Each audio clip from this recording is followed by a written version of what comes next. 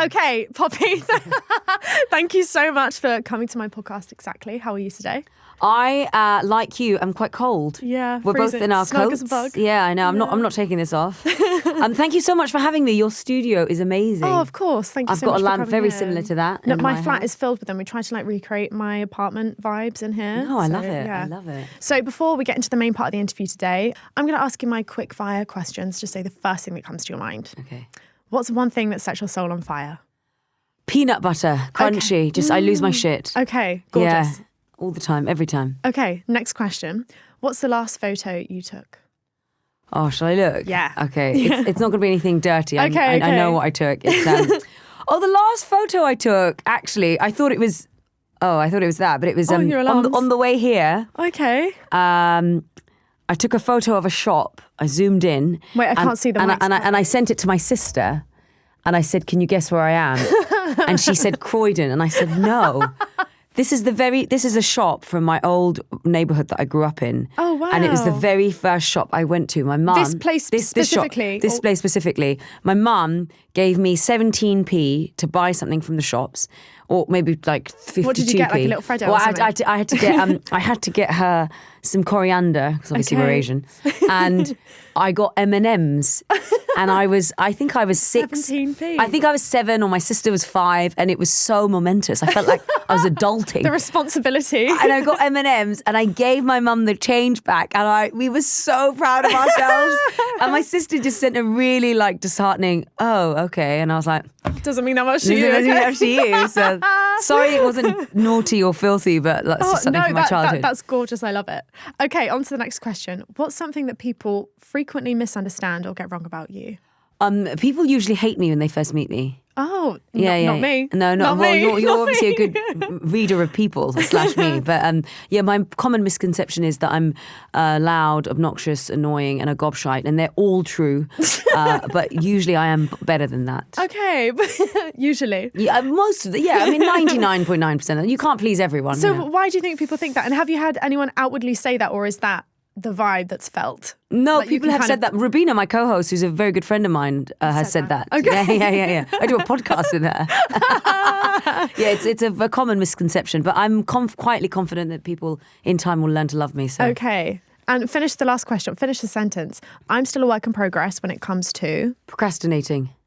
Okay, anything specifically? Oh my God, life, everything. My mind is constantly wearing, and I'm never doing the thing that I'm meant to be doing, and I'm sort of skirting around it and doing 5 other things. And then nothing gets fucking done. And nothing gets done. And I've been doing it my whole life, so I really do. I think I'll probably just die procrastinating. Spinning all the plates. She'll die spinning all the plates. Yeah, literally, yeah.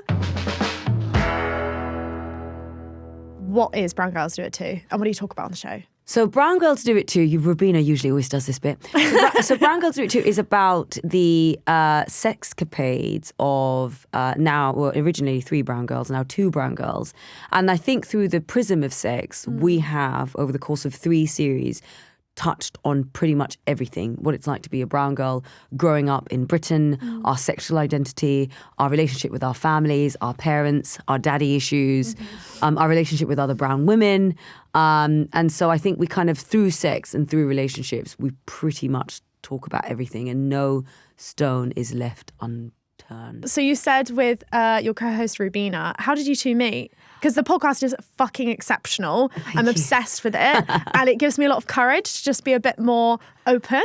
Yeah, well, it's done that to us, actually. Yeah. We're bold because of it. Okay. But we were kind of put together a bit like Asian Spice Girls. Okay. I mean, originally there were 3, so really it should be Sugar Babes, because the Spice Girls there were 5. True. We sort of put together, we didn't know each other when we first met. Wow. We first met each other in the BBC canteen. Okay. And then the second How many time... years ago was that? Oh, that was 2019. Okay. Sort of autumn of 2019. That's insane to me, because hearing your chemistry on the show, I'm like, these girls are sisters. No, yeah, I know.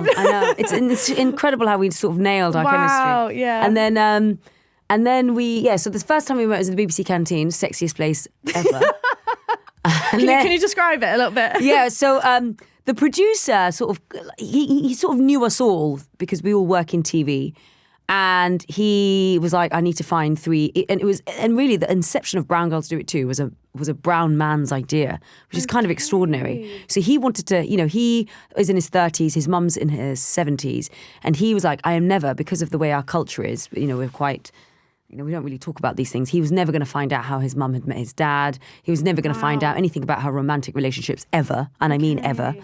And so he was like, surely we need to change that. And there must be, this new generation of brown girls are talking and maybe talking openly about their sex lives and relationships. And he was thinking, oh, what 3 gobshites do I know that might be willing to do this? So he definitely called a lot of girls. Yeah. But we were kind of picked or selected and put together, and then we meet, and then sort of everyone's sizing in the canteen. Everyone's kind of sizing each other up. I knew immediately the other 2 girls didn't like me, but I was like, they're gonna love me in time. This happens all the time.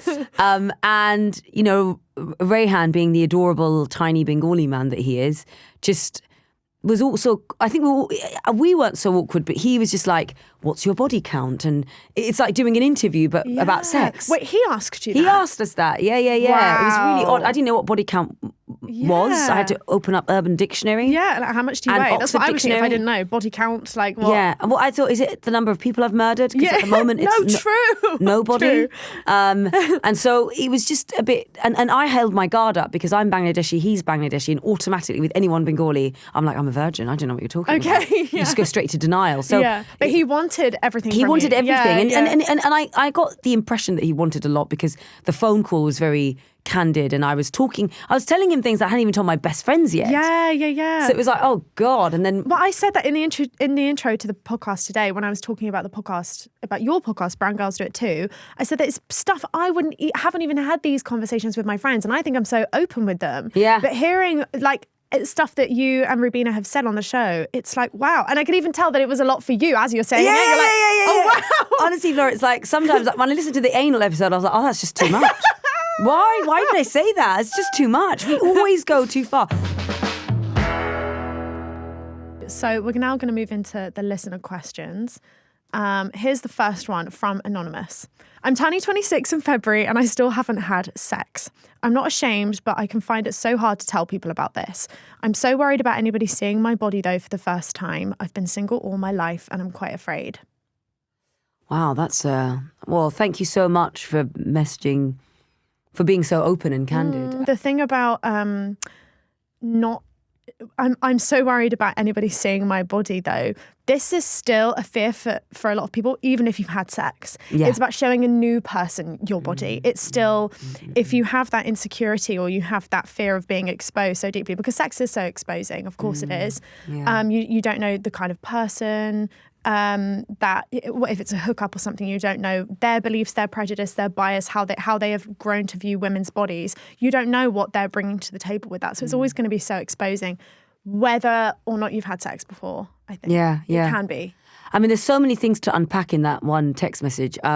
Firstly, yeah, you're absolutely right. I've got friends who still have sex with the lights off because they can't.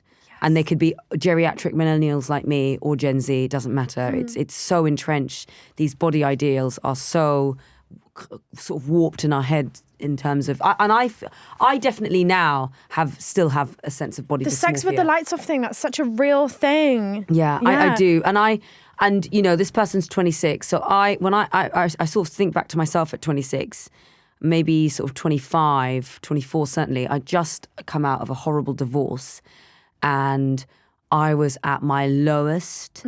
I felt, I didn't feel sexy. I'd put on loads of weight.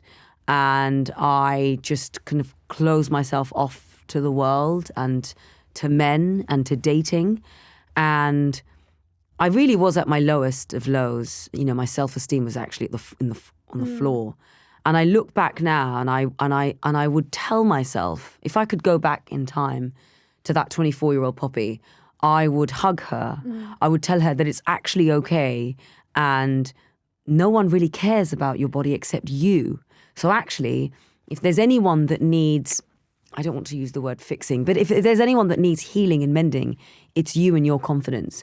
Focus on you and focus on yourself first, and then everything will come into play. Yeah. And I think to this person here, I don't think that you need to tell anyone that you're a virgin. It's your business. But I think what it sounds like what they're worried about is their body. And it's I suppose looking into yourself and asking yourself, what is it about your body that you find deeply shameful or that you hate? Is there something that you can change?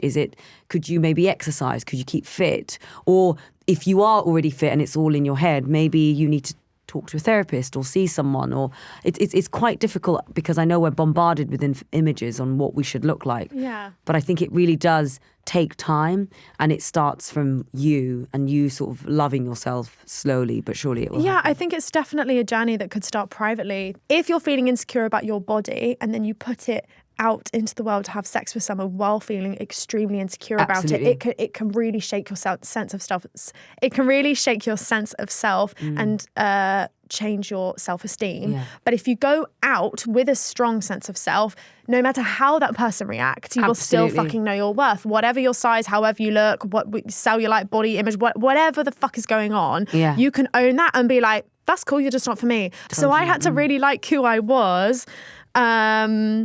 And before going back out into dating, but also just know that you're not going to be perfect. So you're never going to go into that space of completely loving your body. And you will date people who, through their eyes, you can see how beautiful you are, because they will tell you or they'll affirm you, or they will see and verbally express how fucking sexy they feel that you are. So there's this anxiety part of the brain that goes, well, fuck, what if someone completely shatters my self-esteem? And there's the other part of it where someone can help you see how beautiful you are, because they can be your mirror and they can show you through their own lens. And I think that self-love is so important. And I also don't think we can do it without other people, with our friends, even. Like, your friends are in your life because they love you. They don't give a fuck about how beautiful or how sexy you are. They're there because they love you. So I think there's about finding worth in other areas of your life apart from your body as well. Yeah, definitely. And I would say to this person, self-love is number one. This is something I've realized, is that people actually, and men, women, however you date, confidence is the sexiest thing you can wear. And I've come out of a 10-year relationship and I'm now dating 24-year-olds. I'm dating men who are more than a decade younger than me. And I have, whether Iconic. I know.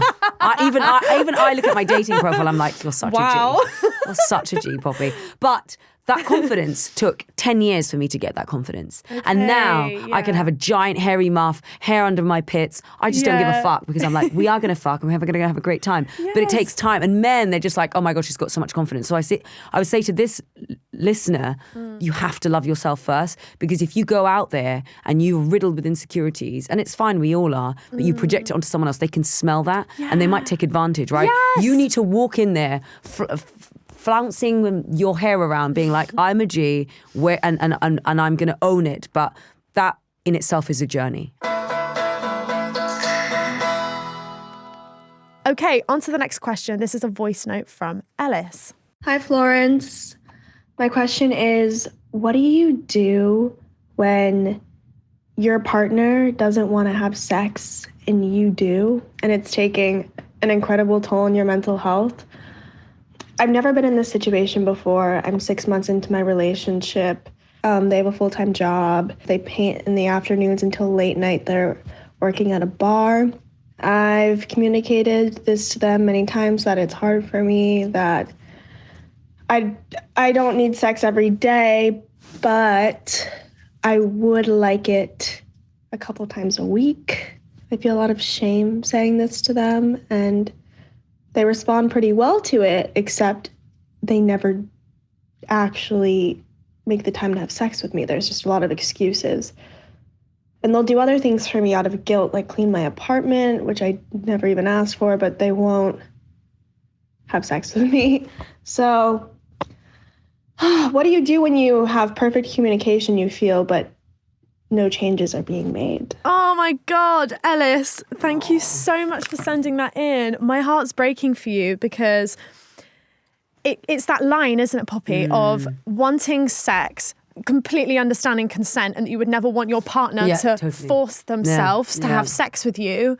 But then I guess the frustration lies in that realization of, oh, you don't want to. Yeah. You don't want to and you can't. I've been in this situation before where every single time it's because I was stressed and I was so in my head that the idea of having to be present, fully present, because I have to be fully present for sex. I've had non-present sex and it's made me feel like shit.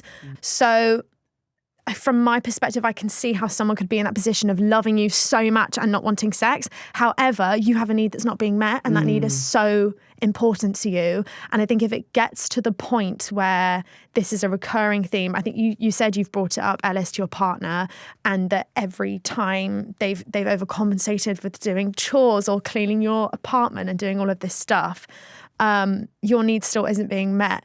The first thing that also came to my mind was if you're not having any sex with a person and they are ignoring the fact that you want sex, there could be something else going on. But it's not fair that you don't know and that there's no clarity there for you. So I don't know how old Ellis is, but there are certain things that she said that gave away lots of red flags to me. Now, 6 months in is quite early in my mind to be having this kind of conversation about no sex. No sex. Yeah. And I know we are meant to be having rampant sex early on, but most people do have lots of sex early on in a relationship. Now, that doesn't fit the bill for everyone, but most people do. And I think the fact that it's important to Ellis, but not perhaps a priority for them. And obviously we don't know them. And much like you and me, when I'm having sex, I need to be present. Yeah. And it sounds like they've got a full-on job. They've got lots of, they've got a job in the morning, job in the evening. And I think the fact that Ellis has told them and they are cleaning the apartment out of guilt, not really talking to her about what the real issue is. I just want to ask Ellis, how many more times are you going to have this conversation with them before they make a change, even if they do make a change? And I think that sooner or later, it won't be enough. Having a wonderful relationship where there's no sex is not going to be enough to sustain the relationship. Yeah. If it's coming up now in 6 months, you can continue as you are, and it'll come up again in 8 months and 9 months, unless something changes. So, I mean, I think, I'm not saying give them an ultimatum, but certainly say, look, it's not, I've asked however many times, like you said, yeah. And I would love for you to be honest with me and upfront. Like, is there another issue? What seems to be the problem? Maybe they're asexual. Maybe they don't want to have sex. That's what I thought. And there's nothing wrong with that, Yeah, right? yeah. But she needs to know. Again, you can understand to death the reasons why someone does what they're doing, whatever. But at the end of the day, if you're feeling hurt, if you're feeling rejected by your partner over and over and over and over again, and it's the same issue coming up over and over again and it never really gets addressed, then how many more times you can have that conversation before you make a change? And something Ellis said in her voice note, like she felt ashamed. Never ever feel ashamed for wanting sex. I mean, I could hear it in her voice, in her tone. I only want it 3 times a week. You can want it 60 times a week. You could want it 7 times Someone a week. will give it to you. It's like, it's absolutely fine to be able to own how much you want sex. It's fine.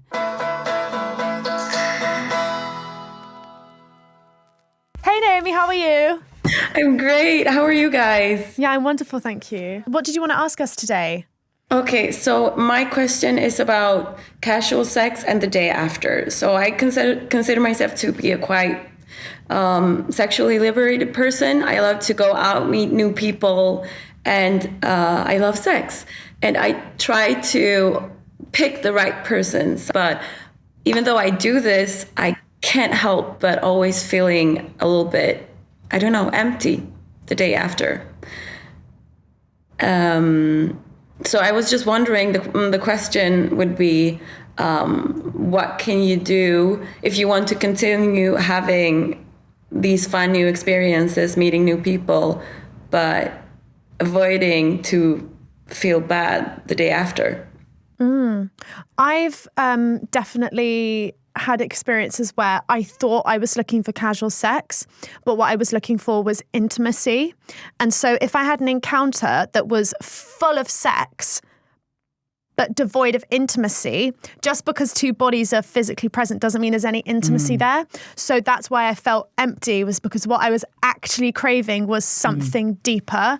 And I thought and had equated in my mind that 2 bodies, 2 women together, because I date women, was going to mean that I was going to have that and I was going to feel fully charged afterwards. I have had those sexual encounters, by the way, also. I've had casual sex where I've literally left with a fucking skip in my step the next day. And it's because there was something deeper present. It was filling an emotional need that I went in for, or I was going in just to have a fuck and I left getting that fuck, and that's why I felt amazing. So my thing would be to ask yourself if what you're looking for, what are you seeking when you go into this encounter? And is that what you're taking away from it? When you are having these casual encounters, what do you want? What do you seek out of them? Is it just the physical, the kind of the physical motion of having sex, or is it the intimacy? Not just the physical, but like the also the mental experience of meeting someone and, I don't know, just going through with the experience. And it's so exciting. It's so exciting, isn't it? Is there any aftercare when you're with these men? Yeah, sometimes. And that's the strange part, because that usually doesn't matter. Like, even if it was with someone where there was aftercare and we had, like, I don't know, breakfast the day after and a sweet morning, even though that existed, I felt the same. My friend basically was going through something very similar to you, that she was like, I think I want this casual thing, and the dating and the butterflies and the drinking and the sex is exciting and exhilarating, but actually what she was really looking for was intimacy, and for her, a relationship. And I said to her, look, if you are feeling a bit empty, and she was feeling more empty than not empty, then maybe just for a small time, pause the dating and sort of figure out where you are in your head and your heart, and then maybe go back into the dating with a slightly different mind, maybe not looking for something casual, maybe just one up from casual. So, you see this guy or girl for a couple of dates for a bit longer, as opposed to once or twice and then you move on to the next. She did it. I don't think it sort of solved her problems. But I don't know how long you've been feeling like this. And maybe it's one of those things where you kind of have to go through it to really understand what it is that you're after and why you feel this way. Because I think it's just chemical, that I feel like if I'm really intimate with someone, it's hard to just be intimate and then let them go, or even though I want them to go, or even though that's a normal process. When I first came out, I wanted to join hookup culture so badly because I felt that I'd missed out on so many years of dating and having sex with women. And I went on so many dates, I had so many hookups, and I left with a spring in my step, but there was always part of me that wanted something more. I was like, how can I spend this incredible evening with someone, we've developed already within this 24 hours, personal jokes in language. We have references, all of this stuff, all of this intimacy that's created, and then it just dies because that's the contract, the invisible contract of that's just what it was. I'm a romantic, and that's something I learned through doing the hookups and realizing I do want something more than this. And it's okay to acknowledge that also. I think sometimes in feminist discourse, there's this massive emphasis on women being able to have casual sex because for so long that's been the anti-narrative. The anti-narrative has been women must, and it still is in a lot of cultures, have sex after marriage, right? And so with the discourse of casual sex, it can almost feel like you have to do it to be an empowered woman. You have to do it to join this dating culture, because a lot of dating culture nowadays is disposable. Not always, but it can be. And I think that with the nature of dating apps, it's called choice paralysis, isn't it? Where you have so many options that a lot of the way that people come to interacting with dating is in this disposable way.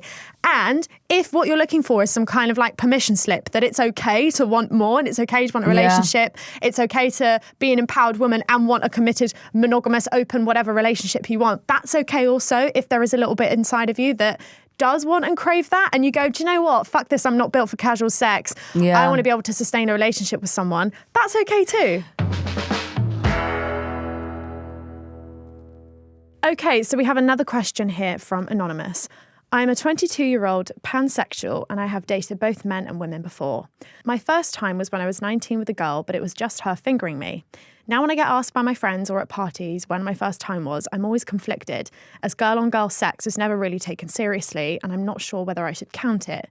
But I know that if I did the same with a man, it wouldn't be counted as sex. I always feel slight judgment when it comes to telling people about how I lost my virginity. What would you advise I do, and is it normal to feel like this?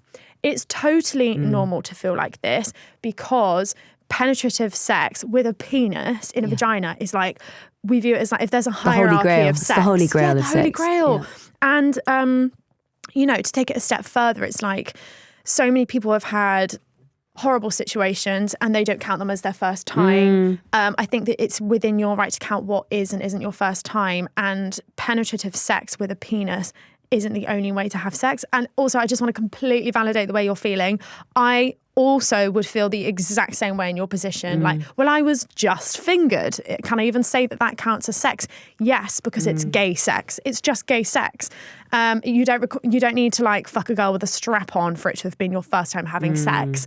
Society it's totally entrenched in society to not count girl on girl anything as sex. And of course, when you say to any straight guy that you're bisexual or you're into women, they're just like, well, that's just like a layover into women town before you get actually settled with the penis. Yeah.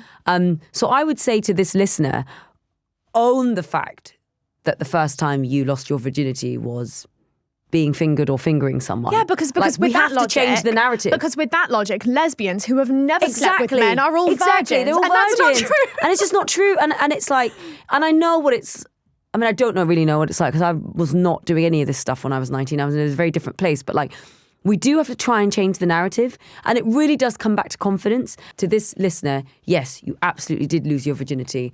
And fingering is sex, and that's what you should own, and you should say that to people and hold your head high. Yeah, and I totally understand that within the heterosexual context, if a guy fingered you, you wouldn't say you lost your virginity, because again, we put penis, penetrative sex at like the top of the hierarchy of all of that. So totally understand where you're coming from, but like Poppy said, own it. Your first time was with a woman, and no one can take that away from you. You should start saying at parties, or if you don't want to discuss your sex life at parties, that's also totally valid. You can just say mind your business. Okay, on to the next question. We have a voice note here.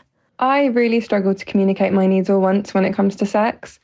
I always have done, and it feels like I always will do. My current partner is incredibly understanding and makes me feel so comfortable, but I just still have such a hard time expressing myself in that kind of way. Do you have any tips for how I can start to get over this hurdle? Thank you so much. Love you. Oh, hi, Imi. Thank you so much for sending in your voice note. I feel like I've definitely struggled saying my needs and wants in the bedroom before as well. It came from a place of fear because of their reaction. Even if I know the person and I can trust the person, it's always been like a fear of their reaction. It's also vulnerability. So expressing how you want to be held, if you want to be tossed on the bed, you've got this fantasy, you want to try this, you want to try that. It's so vulnerable because you're letting someone into your deepest desires. And if you live in a culture, which most of us do, where you're taught to kind of suppress those desires and that those desires are wrong or shameful, that can be really complex, especially when it comes to the bedroom, because it's so vulnerable. You're naked with a person and you're opening up and sharing those things. So I totally understand where you're coming from here. I would take little baby steps. So I would say, even if it's coming up with a word or a bodily cue, let's say, we talk about consent being verbal. Maybe you don't have the courage to say to someone, fuck me here, touch me here, because even the sound of your voice telling someone to do that gives you the ick of yourself. I know people who have experienced that. They can't say it. Maybe you come up with some bodily cues. So like when I pull you closer, I want you to start doing something else. I don't know. I feel like there are so many more bodily cues that you can come up with. Or you just say to the person, that there's a thing called blanket consent, where you can say to a person, this is the opposite of what I was talking about with the verbal thing, but you can say to someone, you have my full consent to try things until I say stop. Yeah. So if you don't want to go, can you try this or can you try that? Because I felt that sometimes sex can be, especially if the other person is really worried about overstepping boundaries, it could become a bit can I do this? Can I do this? And you just want someone to take over control. You just want someone to take control. You can say, you have my consent to do whatever you want until I say, can you stop that? So that could be another solution if you don't feel like you want to express something.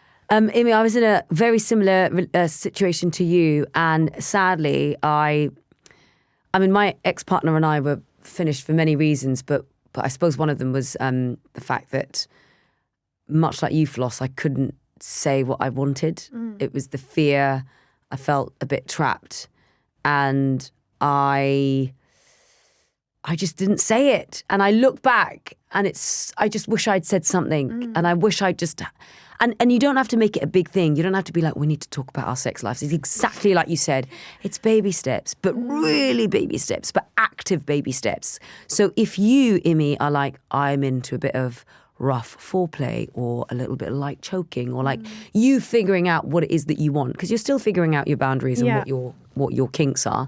And it's taking like small baby steps in the bedroom. Because sometimes when you're like, can I do this? Can I do this? It kind of stops the rhythm, then it gets awkward. Maybe the blanket, like absolutely the blanket consent thing could be a way to go about it. Yeah, if you're comfortable saying stop, or can we try something new? Yeah. And then maybe you're doing it like you're cooking dinner, or maybe you're both in a really kind of happy, slightly tipsy but not too drunk place, and you're like, I've got a real treat for you in the bedroom. I don't know, some kind of ice-breaking sex starter.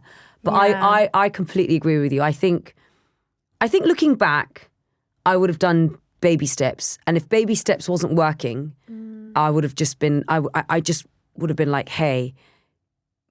And I probably would have done it in bed, sort of, maybe this is not the right thing for you to do. But certainly, whilst we are undressing in that moment of passion, being like, I really want to try something. Yeah. Can we? And what I would have suggested wouldn't have been horrific or illegal. Yeah. It wouldn't have elicited a response from my ex-partner that would be like mortified. Yeah. But like, hey, I really want to try this thing. Can we do it today? Yeah. And it's kind of, you're there, as opposed to him reading an email and watching TV and then you being like, can we talk? Yeah, also, there are so many also like sex card games that I've played before that are amazing, that introduce you to different things. There are so many things, and you can like either wince at them and cringe at the cards together, or be like, actually, I would really like to try this. Yeah, that's a really good way to do it. And then you're offsetting the initiation to the card game. You're like, you're not going, oh, I want this. You can be like, maybe we should try bondage. Yeah. Maybe we should try this. Isn't it really fascinating though? Because it's so many people are not so, but there seems to be quite a number of people that are unable to talk about what they want with their partner, and myself included, and I have a fucking sex podcast. Yeah. It's insane. Do you think it's because a pattern has been set, and so the second you want to, for example, you've been having classic missionary sex with your boyfriend for years and years and years. He's the dominant one, you're submissive, you're not moving a lot, it's a bit boring for you, whatever. And you've got this idea that you want to dominate him. Secondly, does that then cause a fear of them feeling rejected? Oh my God, this whole time you wanted this. Is it something to do with like changing a rift in that dynamic? Or is it nothing to do with that? I think it's just to do with the fact that we are our most intimate selves when we are naked and like rolling around together. That is the one time of all the scenarios that you could ever be in where communication is key. Yes. And yet, with consent, with what we want, our desires, our inability to talk, the fact that we get frozen, it's the one time where we're like, yeah, just do me, it's fine. You know what I mean? It's like, I find it so fascinating in human nature that is the one time where actually we're so vulnerable and so exposing. That is the one time where rules and boundaries, and that's why I have so much respect for BDSM, which I'm slowly trying to get into, but baby steps. Yeah. Because they discuss and communicate. There are red lines. Everything is spoken about because they have to. Respect. And it's like, I wish we'd taken that blueprint for like, quote unquote, missionary, vanilla, boring sex. Sorry, I say boring, but you know what I mean? In the confines of like what? your bog standard. Your bog standard. Your bog standard Bog Saturday stannies. night. And we don't. And I know so many friends, colleagues, people who are just kind of, and myself included, just completely the fear of saying it? How do I say it? How do I bring it up? Would they see it as rejection? Would they see it as I don't love them anymore, or I'm looking for something else, or your mind kind of just goes down this spiral. But you get answers. Yeah. Because if this is a life that you want to live in the bedroom that's a bit kinkier, then can you settle for something that isn't? And I think it will just reveal that just sometimes maybe we know that the person doesn't want to do that. Yeah. And so we're delaying, knowing that they might never be able to give it to us. I think this is what I did. I didn't say anything. Then I resented him. I didn't resent him. resent him. So I'll start again. I didn't say anything to him, and I sort of resented myself, and I kind of got worked up, and it wasn't his fault at all. I just didn't say anything, and I just projected my shit onto him, and I just didn't say it. So then you kind of go on for another however many months, or possibly years. I mean, not years in my case, where you're just like, it's all building up here, and I don't know what to do, and I don't want to say, and then affairs happen. Yeah. Yes. Okay, on to the next question. This is a voice note from Tilly. Hi, Floss. My question is about being a sexually submissive feminist. As someone who's identified really strongly as a feminist, I find it really hard to deal with the fact sometimes that I like to be dominated in the bedroom, particularly by men, and I worry that maybe that isn't actually a product of my own desire, but a consequence of being programmed into believing I should be submissive to men. This is especially concerning to me because I do find that in queer relationships, I'm quite happy to switch. Thank you. Love you. Bye. Oh, I love the self-awareness as well. That is so interesting. So me and Rubina talk about this in the podcast. I definitely am an alpha in real life, in all aspects of my life, but in the bedroom, I'm definitely a sub, like a sub. I don't even want to switch. My friends are like, you're just fucking lazy. And I'm like, well, that could be true, but I'm definitely a sub. Two things can be true at once. Yeah, exactly. And so that has, without a shadow of a doubt, come from consuming Bollywood films from the 90s and growing up with men who basically would tell their wives what to do, and watching Bollywood films where men would dominate. And that is a direct correlation of that. Yeah. There's no way that I can't. And is there anything wrong with that also? It's like, if that is the case, and that is genuinely your desire, it's a cultural influence desire, but it is your desire. Yeah, absolutely. Then there's nothing wrong with that. I don't see there's anything wrong with it. And yes, maybe if I grew up in a Scandi feminist home, I'd be the dom, but as it so happens, I grew up in East London on a council estate, and I watched loads of Bollywood films where Shah Rukh Khan always ruled roost, and so that is the way it is. I mean, I think it's incredible that, is it Tilly? Yeah, I think it's incredible Tilly's very self-aware, and it's interesting. I'm bi-curious, and I've dated a woman, and I'm going to be dating more women, and I think it'll be interesting to see what role I take when I am in the bedroom with a woman, because that is completely new territory. It's a gender, also gender roles come into play with men, I found. So there is that.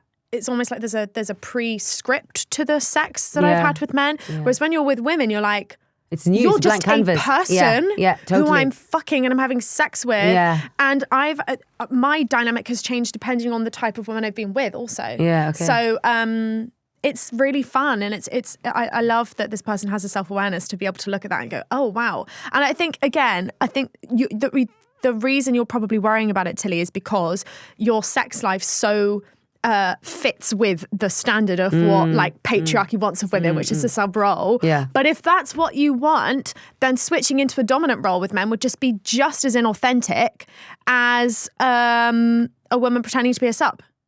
But do you know what I mean? It's like if you genuinely love to be submissive in the bedroom, then pretending to dominate a man because you want to be like the best feminist in the bedroom as you are on the streets and on Instagram or whatever, then you're just going to be, it's just another form of inauthenticity because you actually just want to be a sub.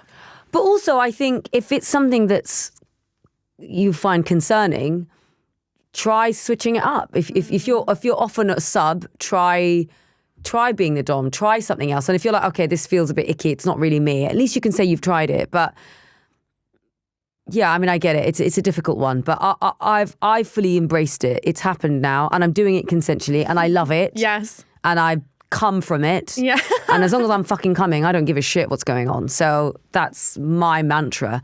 But I would say, look, if it's still something that's bothering you, then next time you're having straight sex, switch it up. don't be sub. Be the dom, be the sub and the dom, whatever, and see how you feel. Do it a few times, because obviously it's not going to just happen from one sexual encounter. And then you might even find that actually now with straight guys, you're a bit of a madam. Yeah. You know, you never know. Yeah, I love that. I want to end on that, what you said about you don't give a fuck as long as you're coming. Yeah, I don't care. It's perfect because it, like I said also, it's just going to be so inauthentic if you try and be something you're not in the bedroom. It's going to feel like you're wearing too many different personalities, too many different hats. You've got the feminist discourse in your head, and then you've got your actual desires wrestling with each other. Yeah. Just let them come And no together. one's coming when you're fighting in your head. No, do you know what I mean? No, exactly. Because then you're like, I'm playing a role because I feel like I have to. Oh my God, I'm officially Poppy's #1 fucking fan. How amazing was she? I loved everything she had to say. And you can get so much more from her podcast, Brown Girls Do It Too. She's even more raw, honest and filthy over there. I'm completely fucking obsessed with her. And I'm definitely going to be attending her show, Brown Girls Do It Too, in the summer. I think she said it's in May, so I can't wait for that. And thank you so much to all of you who sent in your questions, for the call-in, for the voice notes. I love hearing from you. It's so amazing to just humanize our listeners at Exactly and to be able to hear what you have to say and all the stuff that you care about as well, because you know, neither of us are fucking experts. We're just talking from experience. And sometimes it's just nice to share something with someone who's not in your friendship group also, because it feels like a free space where people don't have preconceived ideas about you. And I love and honor and appreciate so much that you think that I'm a safe enough space to open up to.